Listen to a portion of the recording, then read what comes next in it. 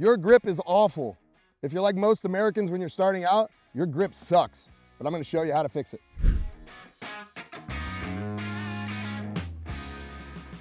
Hey everybody, Matt Smith at Sheepdog Response coming to you from lovely Central Texas. It's already 10 a.m. and it's already balls hot out here, all right? But we're out here in beautiful Reveille Peak Ranch because I'm here to tell you, your grip is awful. If you're like most Americans, you have a horrible pistol grip, and I wanna help you correct it. I'm gonna show you the top 2-3 things that most people do when they start out gripping a pistol that's causing them a lot of problems with accuracy, comfort, and reliability, all right, and consistency, because that's what we're going for when we're shooting. We're trying to develop consistency so that every time I grab the pistol, I grip it the same way, and I shoot it the same way. If I eliminate all the variables and get as consistent as possible, then it comes down to how good your system is. But until you get all your variables eliminated, spending a bunch of money on high-priced systems and weapons, it's only gonna be a fool's errand. So start here, start with your grip. All right, the first fundamental of marksmanship is steady position, and that breaks down into 2 subcomponents, that's stance and grip, which is what we're talking about today. So the grip for the pistol starts at the holster. So let's take a look how we can grip the pistol better. First thing you need to understand is grip starts at the holster. That position 1 where I secure my weapon, that's the most important thing. Because the last thing I want to do is grip it lightly, pull it out, and then have to jockey it in space to improve my grip. I want that grip to be nice and snug right here at the holster. So when I sink my hand, I want to sink it in and plant my hand all the way up into that grip until I'm making pressure. When you should see it diving way down into your hand right there, right at the beaver tail. All right, that's what you want. You want to be married totally with your hand. Any space that I leave in the grip right here is just going to give more leverage for the weapon to climb as I shoot. I want my hand as close to in line with the barrel as I can get it, and I want to establish that at the holster. So grip starts at the holster, sinking your hand hard in the holster and establishing that good grip at the holster. When I grip it at the holster, it's about a nice firm handshake is what I'm doing. So about a handshake's worth of grip at the holster, but I'm really sinking that hand before I ever pull it out of the holster. That's step 1 to getting a good grip. Most people can fathom that and they'll work it, they'll make their draw. When they get here, this is where things start to fall apart, all right? At this position 3 where I start to bring my hands together, all right, that's where things start to get a little confusing for folks. And I'm gonna tell you about what you can do to help improve that grip. All right, now we're on to number 2. I established a good grip at the holster, and now I wanna finish out my grip by adding in my support hand.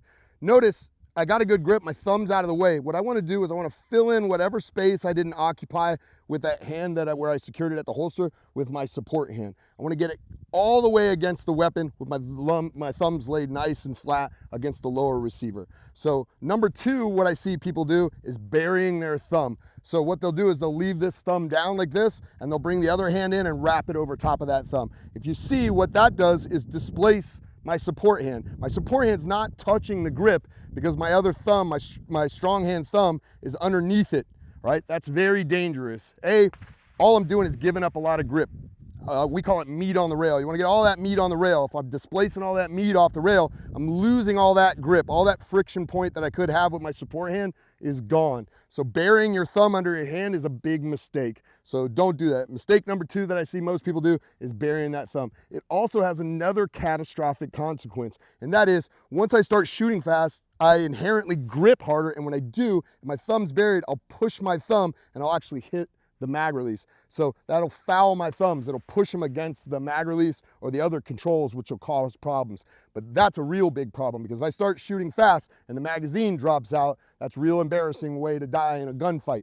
What you ought to know is I've seen many accounts of police officers in shootouts where this happens, where they didn't establish a good grip, they're in a stressful situation, they fire 2 rounds and you just watch that magazine drop right out the bottom, okay? So don't inadvertently drop a mag because you established a poor grip. Make sure that my thumb is not buried under my support hand. My support hand comes in and fills in there. My strong thumb lays right on top of this, my support thumb, which is straight and down the lower receiver of the weapon, and they're relaxed. I'm not pushing hard or white knuckling with my thumbs. My thumbs are relaxed. I can grip my hand with my support hand around my strong hand, but my thumbs are always relaxed and they're both laying on top of each other like so, all right? Don't bury your thumb like this. All right, the third thing that most people do when they're gripping the pistol where they're making errors is this one. On the last one I showed you, hey, that thumb's buried, it's too low. This one, they're too high. Now when they grip the pistol, they're getting a good grip, they're getting the meat on the rail, but now they're placing their thumbs on the slide. I don't want my thumbs against the slide while I'm shooting them. I want them on the lower receiver, the lower portion of the gun right here. I don't want them on the slide. That slide has to reciprocate so that you get smooth cycling of the weapon system. So what happens is I put my thumbs on the slide, especially if I have a textured slide like this, where it's been knurled or it has grips, or you've put some kind of grip tape or something on there, that's just gonna make it even worse. But if I'm putting pressure on the slide while it's cycling, I'm slowing the slide down and I'm gonna get a failure to extract, I'm gonna get a failure to feed, you're gonna get a lot of stoppages. So if you're shooting and you're encountering a lot of malfunctions and you don't have dummy rounds in, look at your grip. A lot of times it's because your thumbs are migrating up onto the slide. This is especially true when people start to shoot fast.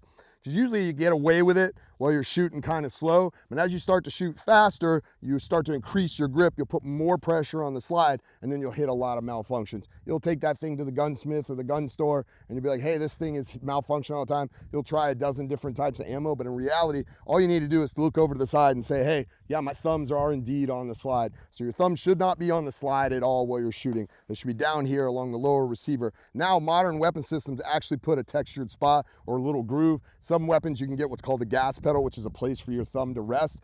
None of those are necessary. You just need to take one good look and see, yep, hey, I'm consistent. My thumb are down here off the slide. The slide can cycle without me causing any friction, and you're not gonna have any issue with it. But stop, take a look at your grip before you start shooting, and then develop consistency so that it feels the same every time. And on the tail of that last one, I'm gonna give you one bonus one, but it's kind of the same one. That's when both my thumbs are in the right position, but again, I've just crept the rear thumb up and I'm resting it on where the slide lock release is.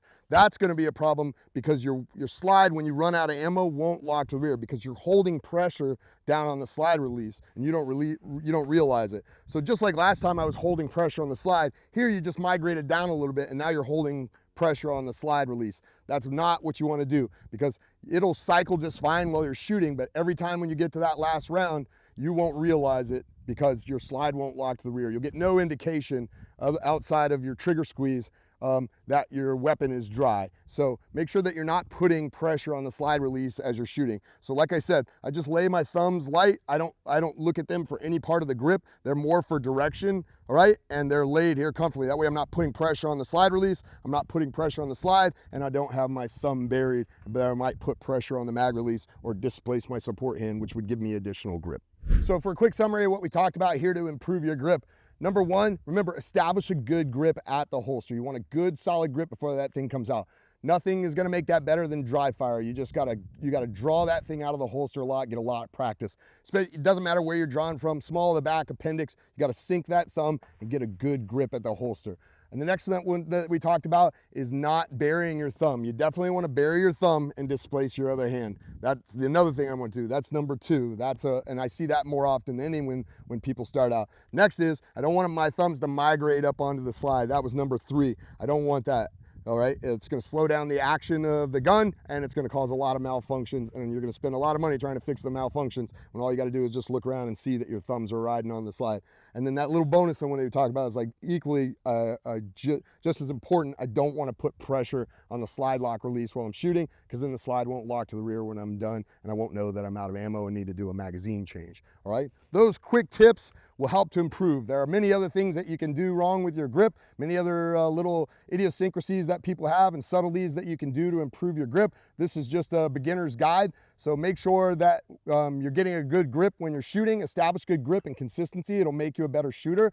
If you know of more problems with grip that we missed, add them in the comments below. If you got questions, throw them in the comments. We'll answer them. Check us out on sheepdogresponse.com. Like, comment, hit that little bell so you get reminders as more videos comes up, and we'll do more educational and review videos like this for you at Sheepdog Response on YouTube.